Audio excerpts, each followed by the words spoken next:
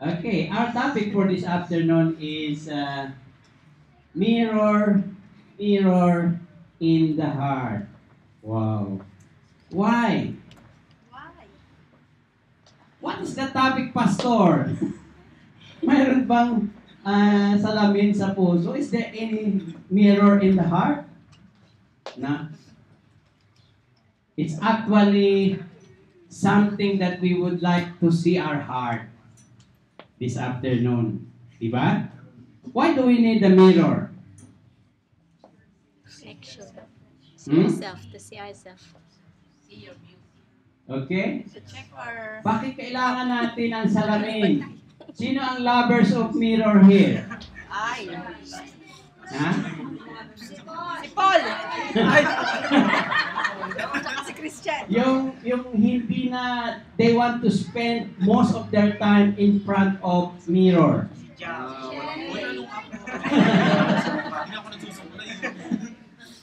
Okay. And the next question is why we need it?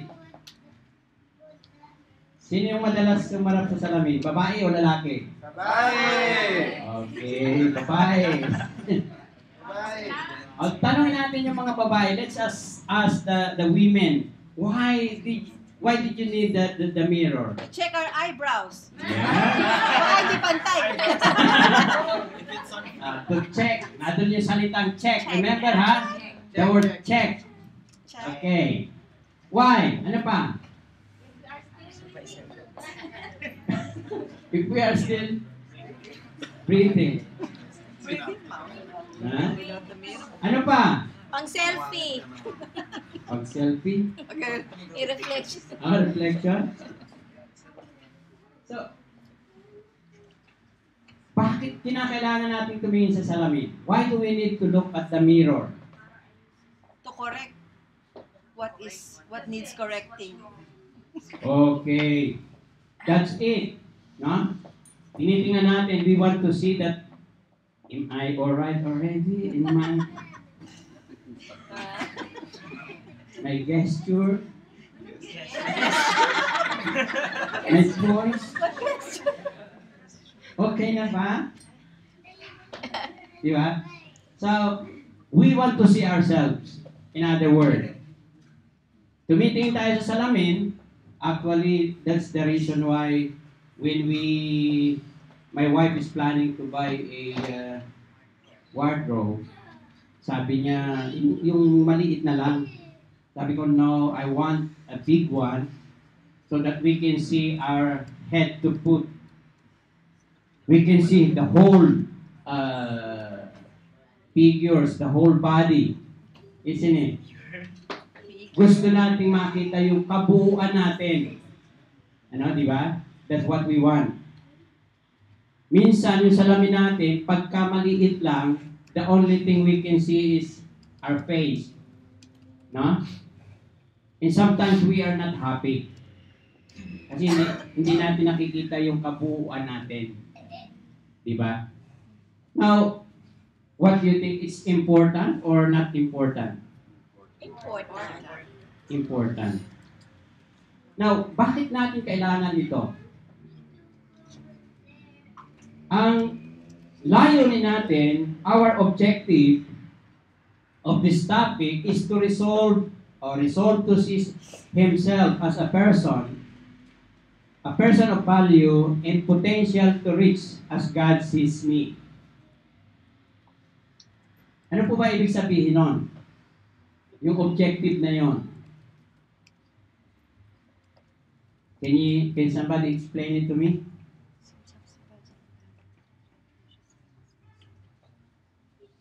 Resolve to see himself as a person of value and potential to reach as God sees me. Ganito po yan kasi when God look at us, God sees something that you cannot see yourself. Naniniwala po ba kayo doon? Sa Tagalog, mayroong mga bagay inside of us. Tagalog ba yun? Mayroong mga bagay sa katauhan natin, sa kalooban natin, nakikita ng Diyos, pero tayo, hindi natin nakikita. Amen to that? Amen. Mayroong mga bagay sa loob natin. There are something inside of us that God can see, but we can see it. That's why kailangan natin ng mirror. Diba? Kung walang salamin, hindi natin makikita yung sarili natin. Diba? Kaya nagalit yung tatay at nanay natin pag napasag ang salamin. Diba? That's because that is very important. Now, ang focus natin is seeing myself as God sees me. Yun yung pinaka gusto nating bumbahin ngayong hapon. Seeing myself as God sees me. Nakita niyo na ba yung sarili ninyo before we proceed? Do you know yourself already? As God sees you? Nakita niyo na? Malabo pa. Malabo pa. Papalinawin natin ngayong hapon. We will try to make it clear. Ang teksto po natin ay sa James chapter 1 verse 23 and 24 and Exodus chapter 3 verse 10 to 11. Okay, nakita niyo na? Basahin po natin sabay-sabay. Ang sabi po dito sa verse 23 ng James chapter 1 says, anyone who listens to the word, let's read it together, I said. Go! Anyone who listens to the word but does not do what it says is like someone who looks at his face in a mirror and after looking at himself goes away, immediately forgets what he looks like. Yun po sa Exodus chapter 3 verse 10 to 11. So now go. I am sending you to Pharaoh to bring my people, the Israelites, out of Egypt. But Moses said to God, who am I that I should go to Pharaoh and bring the Israelites out of Egypt? Anong connection noon? What is the connection of that? But before we discuss this, let's pray. Loving God, Heavenly Father, we thank you, Lord, for this wonderful opportunity to study your word, wonderful opportunity to enjoy the leading of the Holy Spirit, wonderful opportunity to feel and commit our time together with you, Lord. Lord, I believe that you are in the midst of us this afternoon. I believe that you are the great teacher that we have right now. Lord, I am just an instrument, Father. Cover me with your blood. Fill me with your Holy Spirit. And Lord, manifest yourself through me. And show to us, Father God, of who we are, that we may see how you see us, O God. So we commit and we surrender all these things to you, Father. In Jesus' name we pray. Amen and amen. Allow me to go back to our text. It says, anyone who listens to the Word. Yung Word po dyan is the Word of God, the Bible. Kaya nilagyan ko ng red. And yung anyone who listens, ito po yung mga tao. These are the people who always listen to the Word of God, who always read the Word of God. Those people who have time to analyze and read the Word of God. Amen? Now, may salita pang kung but does not do what it says is like someone who looks at his face in a mirror and after looking at himself goes away, immediately forgets what he looks like. Tumingin ka sa salamin, nakita mo mayroon kang uling dito, you just go and then you forgot, harap ka sa mga tao, mayroon ka palang uling dito. Di ba? Yun daw yung larawan. Larawan ng ano? Larawan ng taong nagbabasa ng Word of God, those people who always reading the Word of God, who is always listening to the Word of God, but doesn't want to apply the Word of God. So therefore, in order for us to be checked, in order for us to be a good man and a woman looking at the mirror, when we read the Word of God, we must always be willing to put it into practice. Or we must be willing to obey. Because reading the Word of God without application is nothing.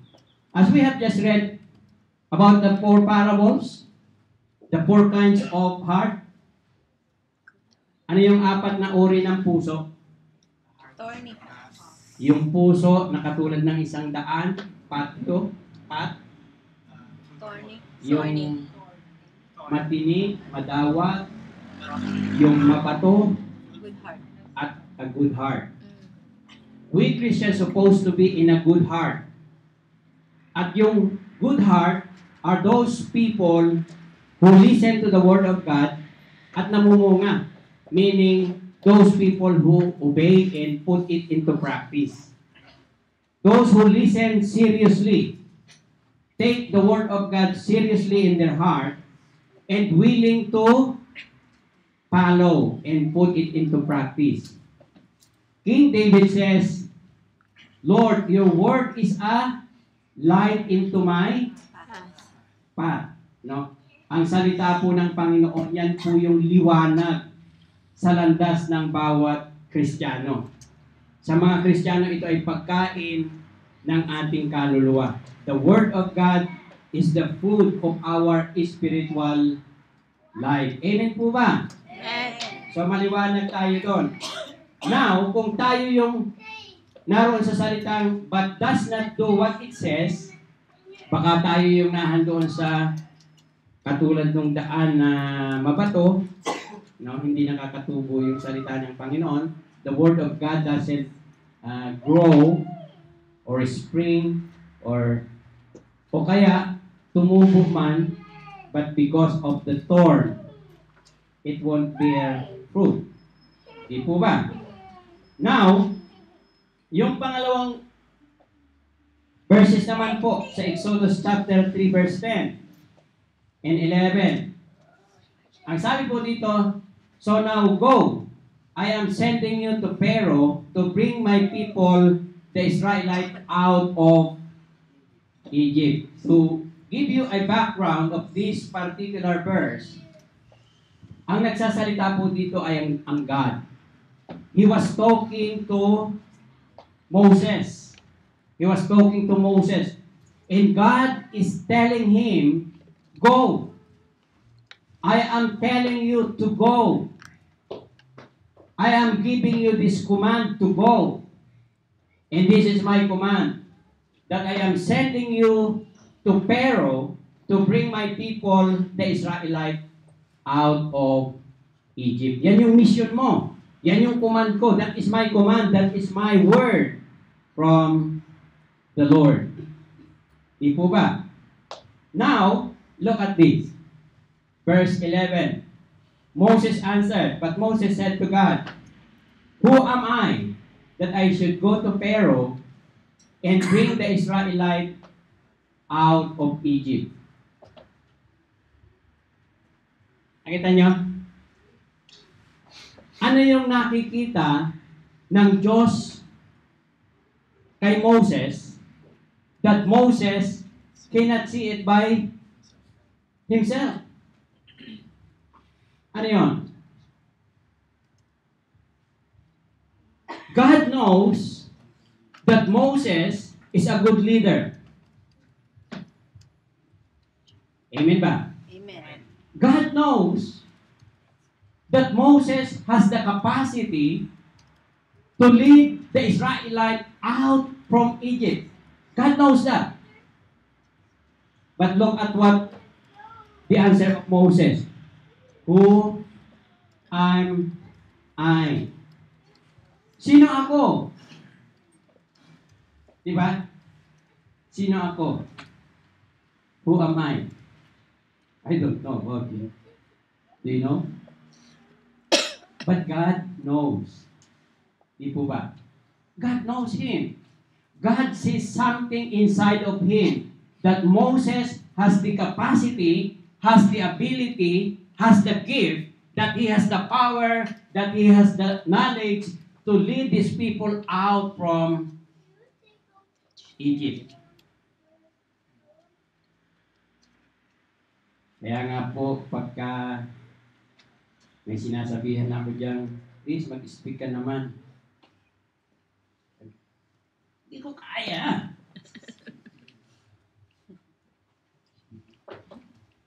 Why?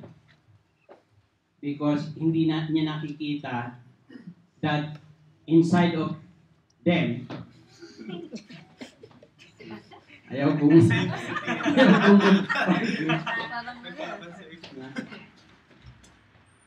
hindi niya nakikita na mayroon siyang kakayanan. Mayroon siyang kapasidad to do that.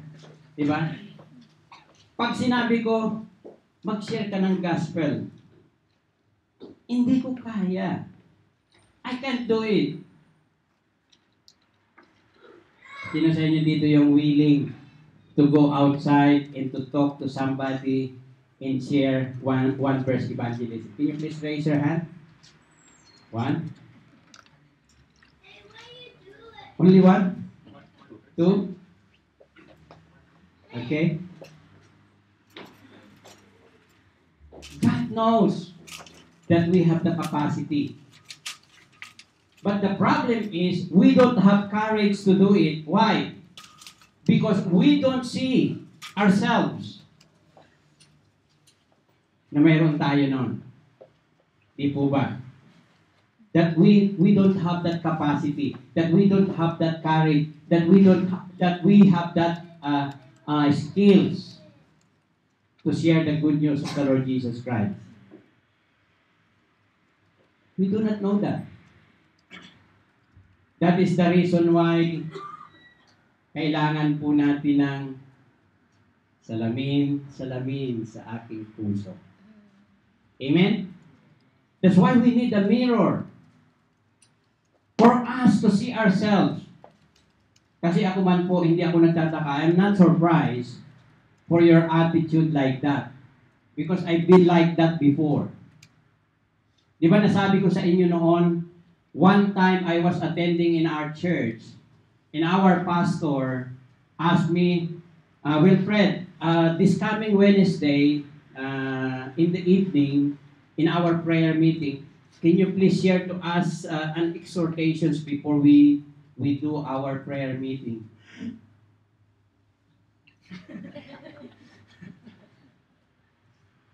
Nabigla po ako. Hindi ako makahinga. Because I was thinking myself, am I have that capacity? Am I have that capability to do that? So, umuwi ako ng bahay, nag-isip-isip na nalangin, sabi ko, Lord, if it is your will for me to stand in the pulpit to share with the people about your word, please give me wisdom. Nag-aral ako, nagbasa ng Bible, pero walang pumapasok dito. Paano ko isi-share ito? How can I share it? Dumating na yung Miyerkules, wala pa rin message na pumapasok dito. At the end of the day, di ako dumalo.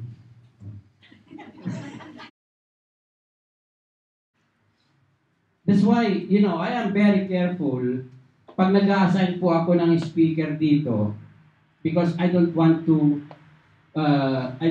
to be like me. Na because of that responsibility na ibibigay ko sa inyo, mawawala kayo sa church, sa Crossworld Church. Now, because I understand, pag hindi nyo kaya, hindi nyo talaga kaya. Diba? So it's very difficult. like Moses. I understand his feeling when God said to him, "Go, I am sending you to Pharaoh to bring the people out of Egypt." Sabi ni Moses, Ako? Ako ba talaga? Do I have that capacity?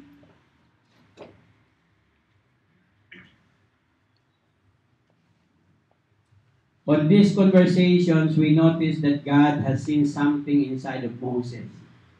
That Moses can see it by himself. So how can we resolve seeing ourselves or myself as God sees me? How? Buti na lamang po sa buhay ni Moses makikita natin. The first thing is our personal encounter with the Lord. Our personal encounter with the Lord.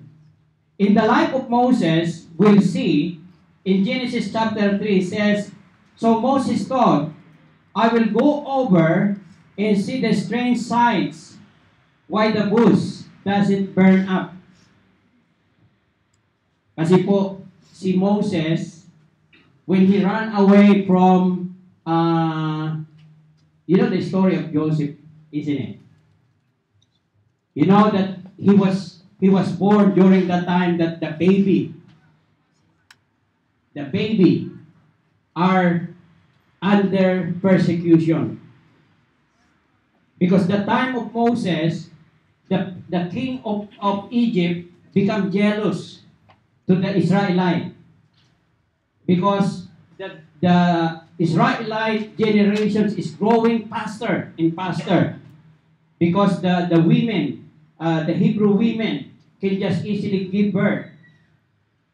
Sa madaling salita po, palaanak.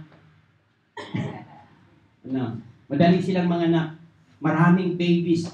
Dumarami ang henerasyon po. Ay nagkakaroon ng kaisipan itong hari na sabi niya, wow, ang mga Jew.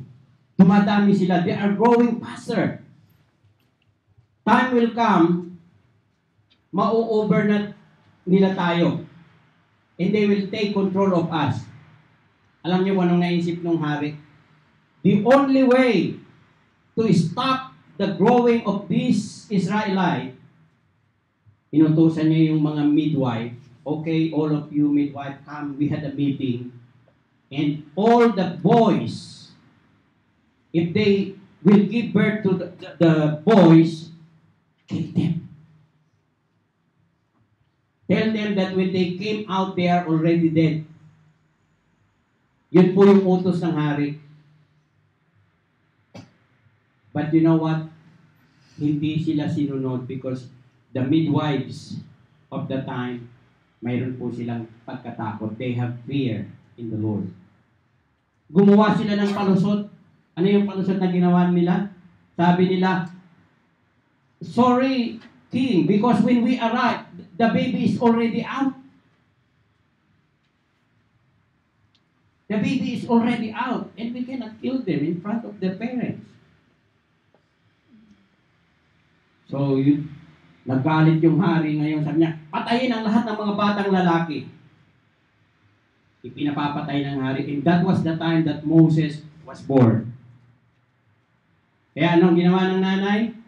Nung magtatatlong buwan na, hindi na maitago si Moses, gumawa ng papyrus na bangka. Nilagyan ng pandikit na para lumubog sa tubig. At nung makita niya, binabantayan nila, when the princess of Egypt coming down to the river, and then they put Moses on the water. And when the princess saw it, oh, look at that. Let me see. Let me check. Alam po ninyo, when the princess saw the Moses, sabi niya, wow, he's a nice boy. Pwede siyang maging prinsipe ng Egypto. Kaya, sabi niya, lumapit agad yung kapatid, gusto niyo po ba na ikuha ko siya? You would like me to ask somebody to look after her, after him? Sabi niya, yes, and I will pay. You see? The favor of the Lord to Moses. Kinuha yung nanay, tinawag yung nanay, siya rin ang nagbantay, at binabayaran pa ng prinsesa. Hindi ba napakaganda ng pabor ng Panginoon doon? So doon pa lamang, just in the beginning of the life of Moses, you will see that God has a favor for him because God has a plan for his life. Pero nung malaki na si Moses, at kinuha na siya ng prinsesa at nakapag-aral doon sa Egypt, dumalaw siya. He went to the Israelite, and when he saw that the Egyptian, sinasaktan niya yung Israelite, pinagtanggol niya. Hanggang sa napatay niya, ibinaon niya sa buhangin, yung Egyptian. Tapos kinabukasan, nakita naman niya yung Israelita nag-aaway. Sabi niya, why are you fighting? Both of you are Hebrew. Why are you fighting? And then, ano sinabi nung dalawang yon? Sinong nagbigay sa iyo ng authority to rule over us? Who gave you the authority to rule over us? Are you going to tell us the same what have you done to the Egyptian?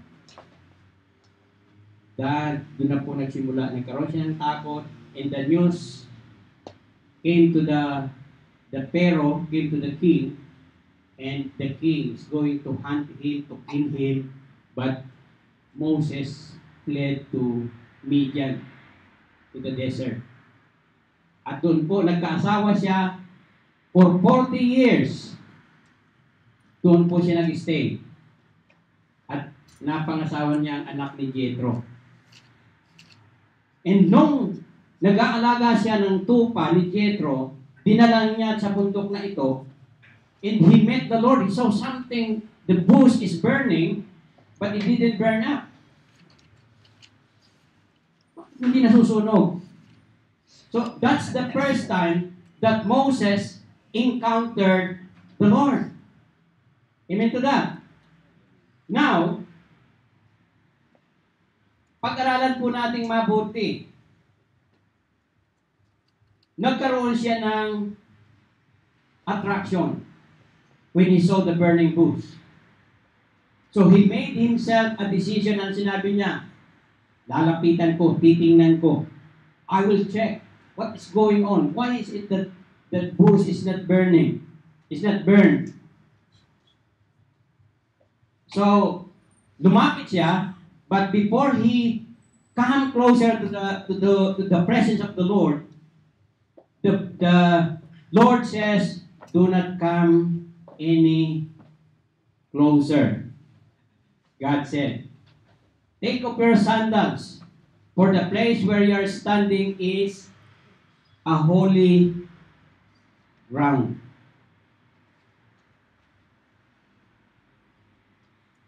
Ano yung utos ng Panginoon? Take off your sandals because you are in the holy ground. What is the meaning of that? What is the meaning of that? Have you got an idea? Alam po ninyo ang sandals, marumi. Ang sapatos, marumi. Why? Kasi yung sapatos, yan yung iniaapak natin kung saan-saan. Nag-aalaga ka ng tupa, you are looking after the sheep, and you steps on the poo, or the dead carcass, or anything, you know. So your shoes is not clean, it's dirty.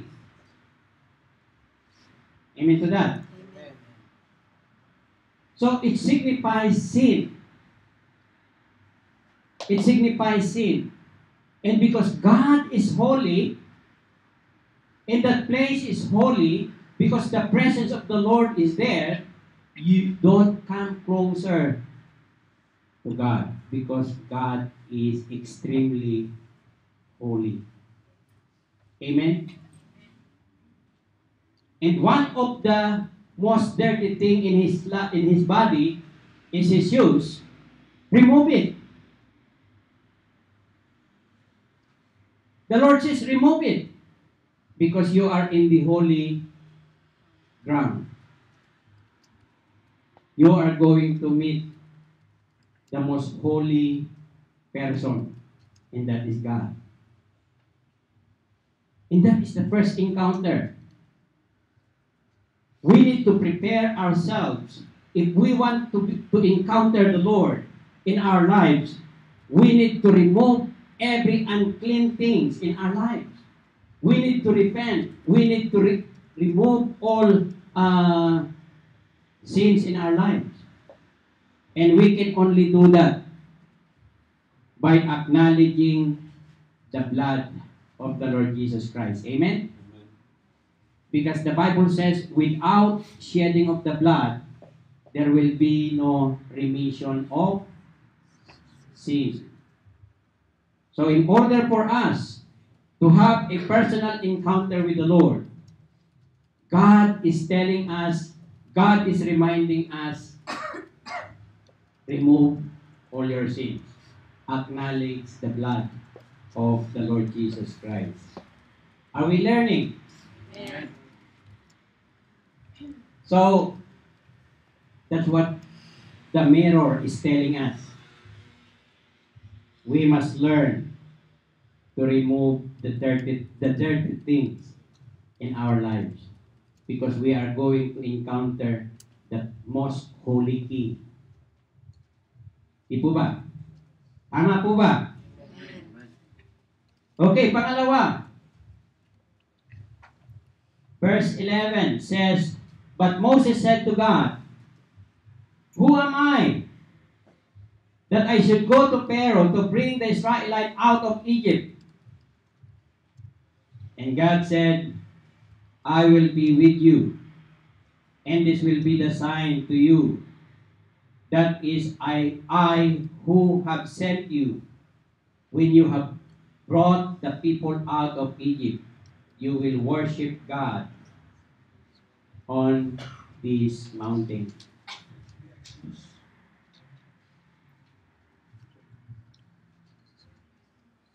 Bakit napunta sa Genesis yan? Exodus chapter 3 po yan. Sorry. Kung nagtitake note kayo, that is Exodus chapter 3.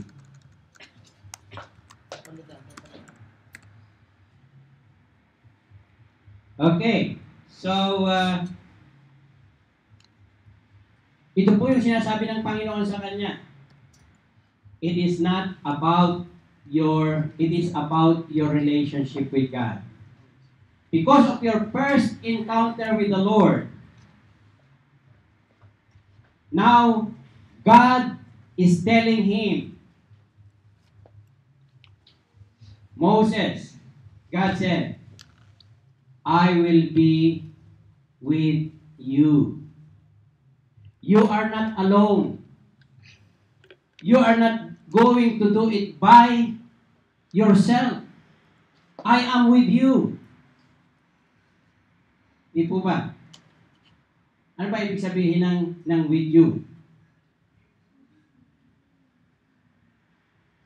You are not going to do it by yourself. Kasama mo ako dyan. Dalawa tayo. Di ba?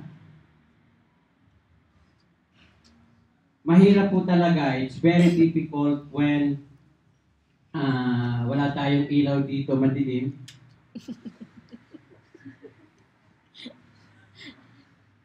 Nagtitipid kayo sa kuryente, ano? So, God is reminding him, Moses, don't worry.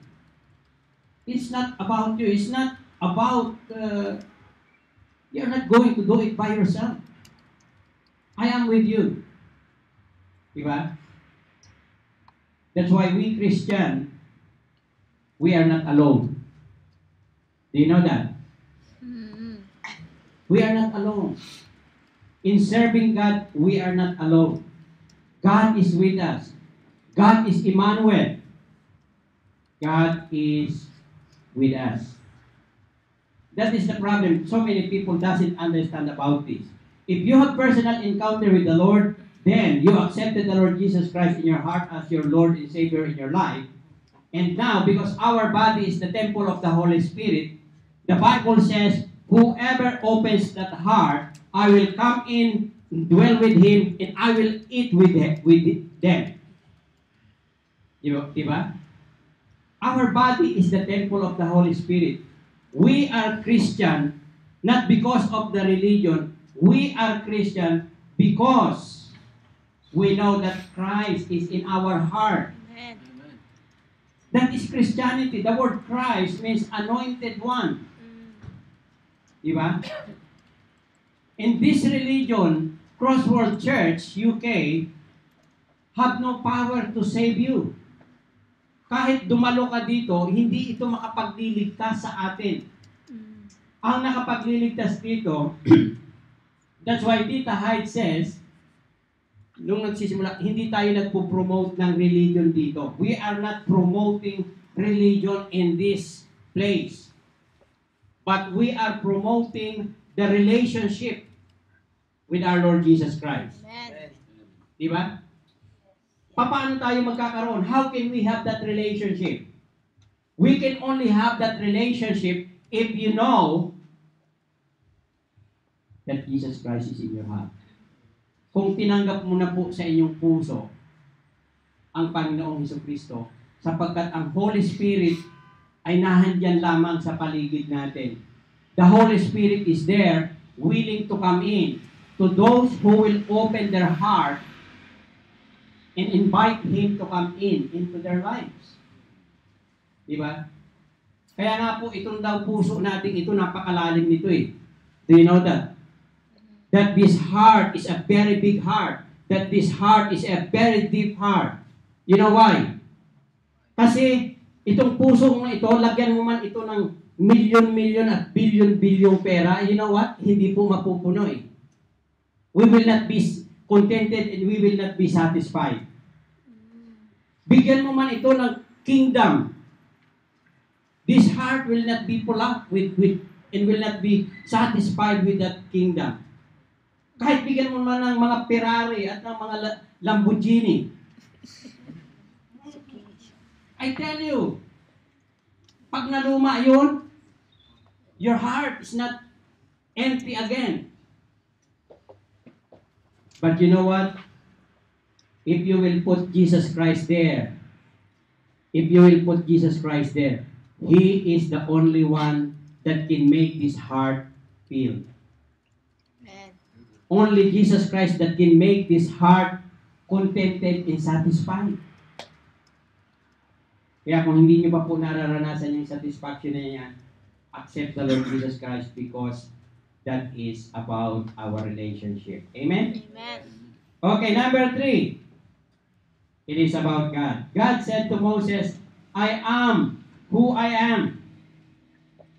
That is what nasa Genesis pa rin ito. Kaya dapat Exodus lahat yan. God said to Moses, I am who I am. This is what you are to say to the Israelite. I am has sent me to you. God also said to Moses, say to the Israelite, the Lord, the God of the God of your father, the God of Abraham, the God of Isaac, the God of Jacob, has sent me to you. This is my name forever, the name that you shall call me from generation to generation. Ano pangalan ng Diyos? I am who I am. I am who I am. How can I explain that? Lord, please help me.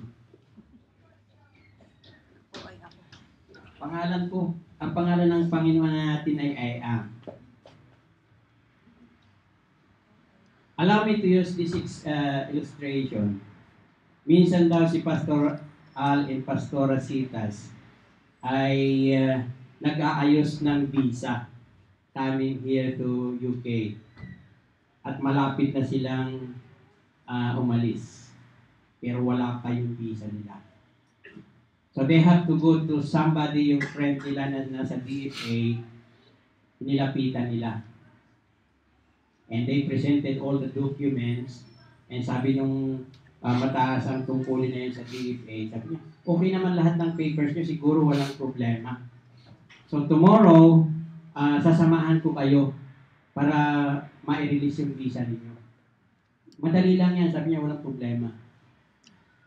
Tapos, pagdating nila doon sa department na yon, na magre-release ng kanilang visa, hindi sila makapasok. Kinakailangan silang mag-queue. Walang palakasan. No? Tapos, pagdating doon, they have to wait 20 minutes at last nakarating sila dun sa table. Pagdating doon, please explain it to Shane. Pagdating nila, when they arrive, sabi na, pinakita yung mga papers and documents, sabi niya, ang tanong ka agad na, where is the letter? Recommendation letter with sign, with sabi nung ang nag-approach na yung kakilala nila, kasi po hindi kami nakagawa, we are not able to do a letter because on the way, we're not able to do it. So, that's why I come along with them to tell you that ako po yung nagbibigay ng recommendation to tell you. Sabi niya, nasaan po? Where is the letter? Where is the letter? Sabi niya, ako na nga yung gumagawa ng letter. At ako yung nagsasign. Hindi po, kailangan po namin yung letter. Yung may head, may letterhead. No? Ako na nga yun eh. I am the one supposed to do it. Ako yung nag-a-approve. Ako yung nag-assign doon. I am. Ako na nga yun. Diba? Ako na yun. Ba't hinahanap mo pa yung sulat ko? Ako na nga yun. Nagre-recommenda. Ako na nga yun. Ako na yun. Kaya nga sinamahan ko na sila para madali na. Alam niyo, sabi nung mama, pagbibigyan ko po kayo ngayon, but next time, kinakailangan dumaan po tayo sa tamang proseso. We need a letter. No? We need a letter with the letterhead. Ano? Kasi importante sa kanila yung pag-keep ng record. Di po ba? Now, ngayon, ito po, si Moses nagtatanong, how can I introduce you to the people? They will ask me, sino nag-send sa iyo? Sino nagsugo sa iyo? Sabi ng Panginoon kay Moses, I am. Just tell them, I am. I am who I am. I am the God who created you. I am the God who gave you life. I am the God who gave you this world. I am the God who gave you everything. I am. Nakuha po ba natin? Maliwanag po ba? Amen. Kaya ang pangalan po natin ng Diyos natin, I am. Because He is our Creator, He is our El Shaddai, He is our Jehovah Jireh, He is our Savior, He is our God, He is our lover, He is our everything. I am. Siya lahat yung gumawa nun. Amen po ba? Okay, pang-apat po. In second to the last. It is not about you. Moses answered, what if? Makulit talaga ito si Moses. What if they don't believe me or listen to me? Or say, the Lord did not appear to you? What if? Hello? Ito po yung excuses natin, di po ba? Ayaw ko mag-share kasi baka hindi makinig eh. Di ba? Ano sasabihin ko? Baka hindi makinig eh. What if they won't listen to me? Hello? Tingnan po natin kung tama ba yung question. What if they listen to me? No? Ilang beses ginamit yung me dito lang sa sentence na ito. What if they do not listen to me or believe me or listen to me?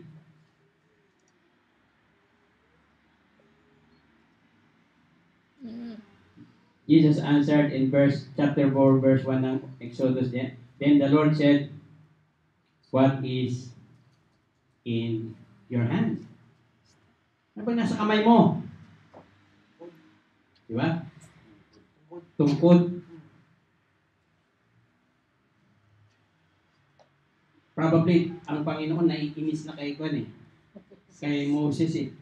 Napakakulit mo, ang tigas ng ulo mo. Sinabi ko na, I am na nga eh. I am your creator. I am the most powerful God. I am the one who gave you life. Hello? Pag ba mag-share kayo, ang isinishare nyo ba yung sarili nyo? No. I tell you, I'm standing here. Malakas ang loob ko dahil hindi ko naman ipinipresenta yung sarili ko. It is not about me. It is about Him. Di po ba? Pag mag-share kayo, it is not about you. It is about your God. Di po ba? So why we are so worried? Di ba? Bakit tayo nagugulumihanan? Why we are worried? Hindi naman sa iyo yan eh. Hindi naman tungkol sa iyo yan eh. Ang masama niyan, halimbawa sabihin ko dito, thank you very much po. Ako po si Pastor Wilfredo Ricaport. Napakabait ko pong tao. At ako po ay talagang perfecto. Ako po ang gumawa ng lahat ng mga bagay na yan. Ako ang gumawa ng mga sasakyan niya. Alam ko lahat yan. Kahit bawat maliit na piyesa na, alam ko yan. Lapit kayo sa akin. Si Duterte ka ba, Pastor? Di ba? Kumakampanya. Ang ikinakampanya ko sarili ko. Mali yun. Pagka ganoon, That's the wrong one. it's a wrong one. Tama. Tama si kapatid.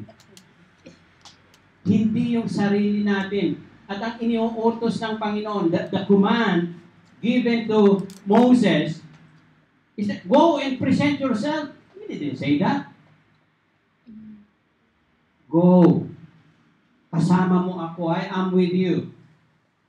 Go.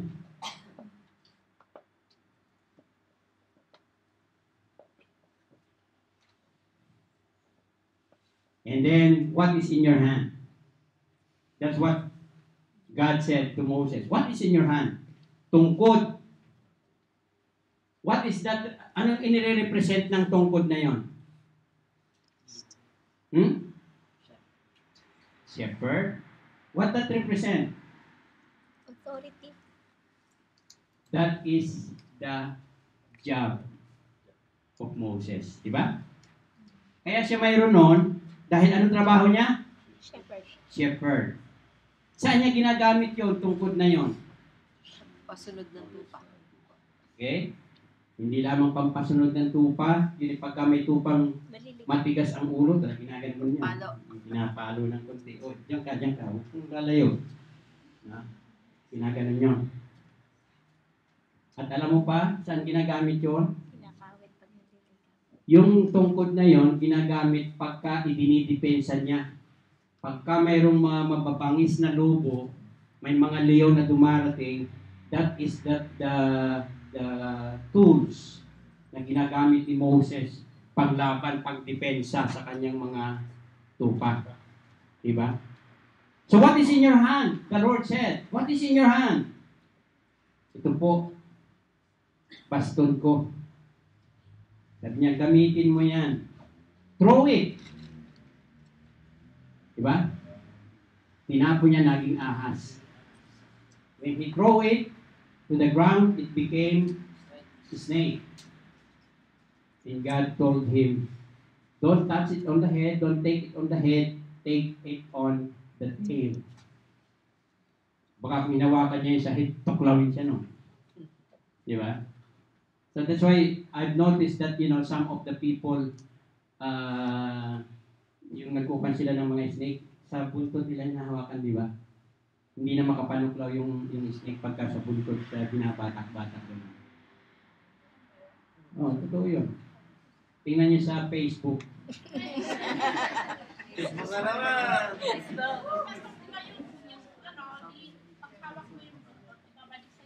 Hindi, babatakin mo ang ganun. Batakin mo lang ganun. Batak-batak lang. Hindi na makakaganon yun. Pag batak-batak mo ganun. Hindi na yun Pero pag basta mo lang hinawakan ganon, if you will just hold it like that, makakabalikwas yun.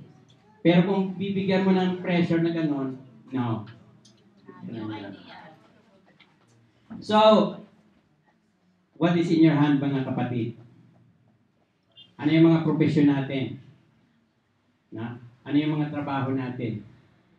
God can use your profession to serve the Lord. Amen? God can use your profession to serve the Lord. And lastly, is not being an eloquent preacher. And verse 10 says, but Moses said to the Lord, pardon your servant, Lord. I have never been eloquent, neither in the past nor since you have spoken to your servant. I am slow of speech in tongue. Diba? Diba, pinagtatawanan nyo ako kasi nagkakanta bulol-bulol ako. More often, yung aking pronunciation mali, lalo na yung anak ko, number 1 critics ko. At saka yung asawa ko dyan. Pagdating ko ng bahay, ang dami mong mali. Pero alam niyo kung pinapakinggan ko yung mga yan, baka I will never be able to stand here in the pulpit. Why? Because I'm like Moses probably. Ayaw sumunod ni Moses. Moses doesn't want to obey God. Why? Because he is not a good, eloquent preacher. Diba? Hindi natin kailangan. We don't need to be an eloquent preacher before God will use you. Ano sabi ng Panginoon? Sa verse 11, then the Lord said to Moses, who gave human beings the mouth? Who makes them deaf or mute? Who gives them sight or makes them blind? Is it not I, the Lord? Now go. I will help you speak, and I will teach you what to say. Hello, nakikita ba natin yung laman ng puso natin? Nami-mirror ba? Nami-mirror? Can we see ourselves? Hello? Amen. Bakit ayaw natin mag-share? Mag-share na. Kasi hindi tayo magaling magsalita. Because we do not know what we are going to say. Anong sinasabi ng Panginoon? Sino naggawa ng bibig mo? Ako. Sino naglagay ng mata ninyo? Ako. Sino gumawa sa inyo? Ako. No? Now, sabi niya, go. I will help you speak and will teach you what to say. Kaya mga kapatid, malaki po yung goal natin. 50 ang kailangan natin. Kung ako lang at ilan lamang ang gagawa nun para maabot natin yung goal na yun, we will not be able to do that. Amen? Amen. But if you will claim that the Lord will help you to speak and teach you what to say to the people, just trust the Lord. Alam niyo po, para maranasan daw natin talaga ang kapangyarihan ng Panginoon, we must learn to do prayer and fasting. Pastor Deo told us, mayroon po silang stages of prayer and fasting. Ano yung number 1 eh? 5-day fasting.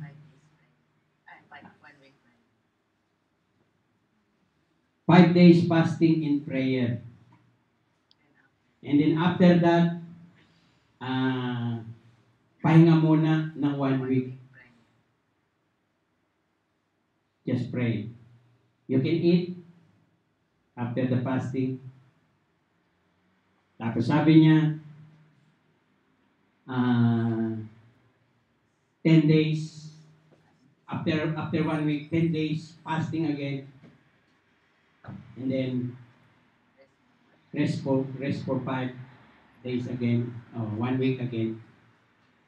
And then another level is 21 days fasting. And then 1 week 66. rest again, stop eating. 66 yung And then another 40 days fasting. Katulad na ng ginawa ng Panginoon. Alam po niyo na challenge ako, sabi niya, kasi talagang he admittedly mahirap po ang mag-share. Mahirap mag-share. It's very difficult to share the Word of God. But you know what? Sabi niya, when we learn to do prayer and fasting, disciplining ourselves to read the Word of God, you know what? God has done something great in our congregation. Kasi yung mahirap nagiging madali because God is with them. Amen. God is with them. Katulad ito, pinapagawa ng Panginoon kay Moses. Wala ka namang dapat ipag-alala, Moses eh. I am with you. I am with you. Ngayon, binigyan pa siya ng assurance. Oh. Now go, I will help you speak and will teach you what to say. Siya yung may gawa ng labi natin. He is our Creator, He is our God. With the support of prayer and fasting, I tell you, sabi niya, you will be able to see the power of God. And you know how many members they have now? They have 200 regular members in the church sa Northern Ireland. Ang tao mismo ang nagbubukas at pusang loob na pumupunta sa church. It is not us. It is about God. Amen. Amen? Amen. It is not about you. It is about God. No. Kaya nga mga kapatid,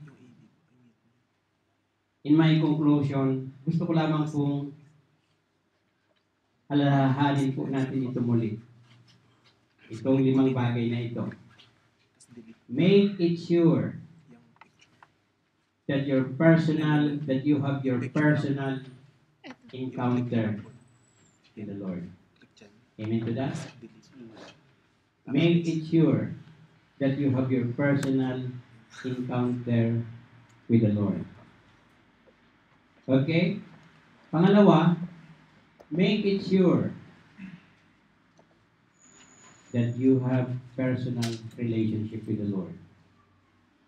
Kahit hindi niyo pahalagahan ang crossword, we don't mind. Hindi itong religion ng crossword na kapatid ko sabi. Crossword cannot save people. Jesus Christ alone. He is the only one who died on the cross to pay for our sin. And He is the only begotten Son of God that says that whosoever believeth in Him should not perish but have eternal life. Amen. And that is our concern. We want to lead people to Christ. We want people to embrace Jesus Christ. We want people to love Jesus Christ because Jesus Christ is the hope of this nation. Amen.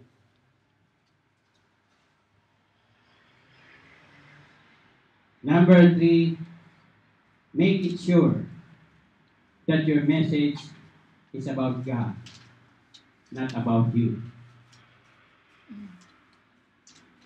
Make it sure that it's not about you, but it's about God.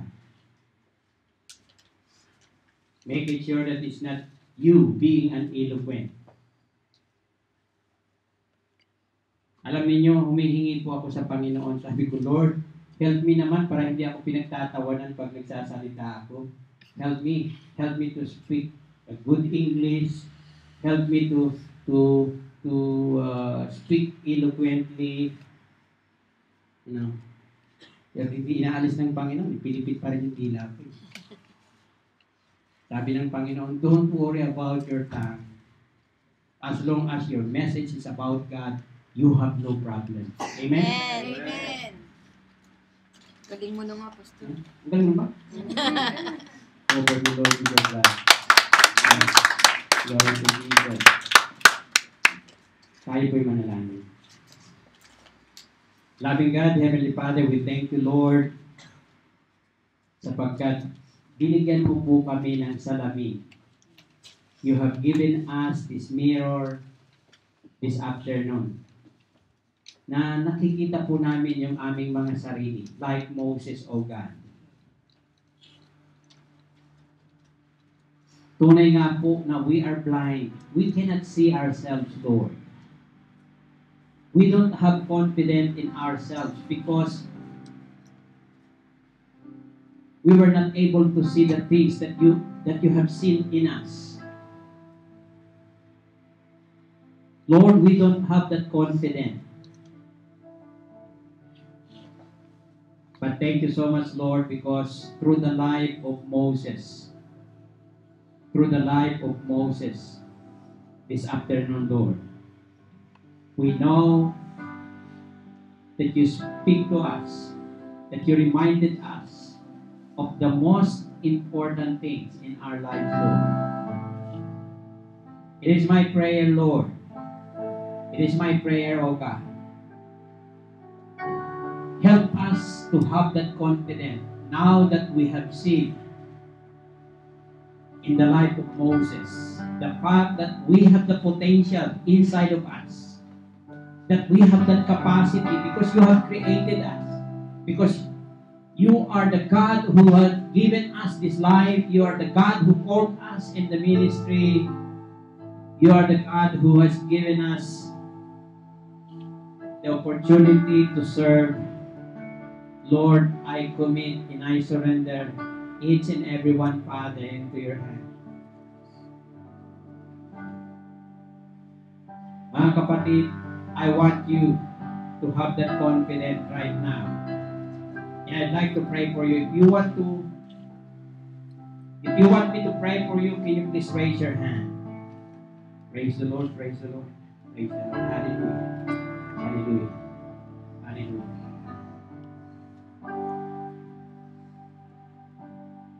Yun po mga nagsipagtaas ng kamay. I just want to pray for you. Can you please stand up? Just want to pray for you.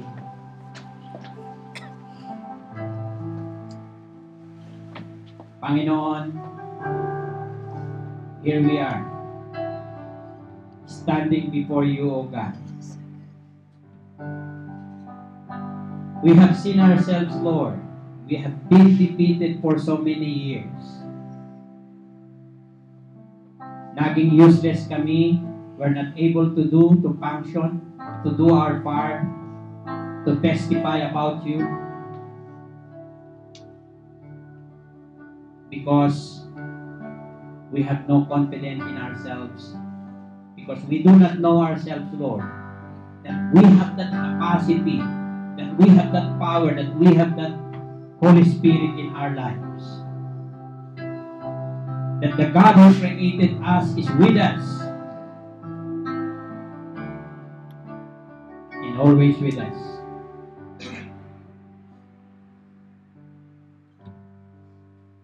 Lord,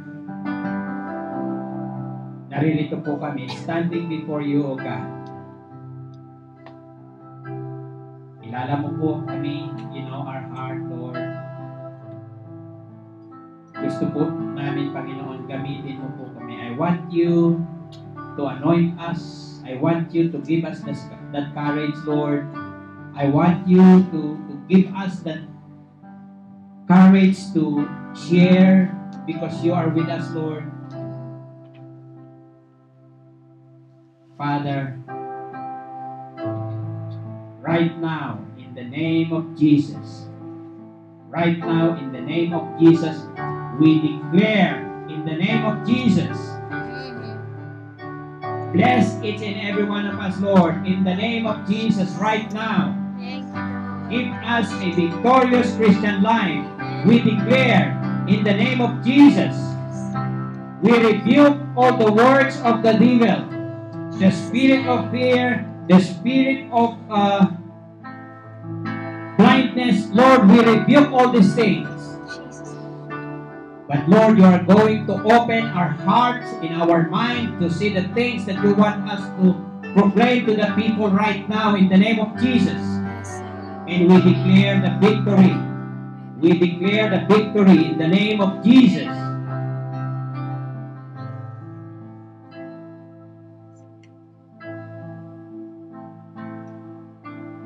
So, Father, thank you so much. Thank you so much for your word this afternoon. And thank you so much, Lord, for teaching us. Thank you so much, Lord, for touching our hearts and touching our lives. Now we give you the glory, we give you the honor. In Jesus' name we pray. Amen.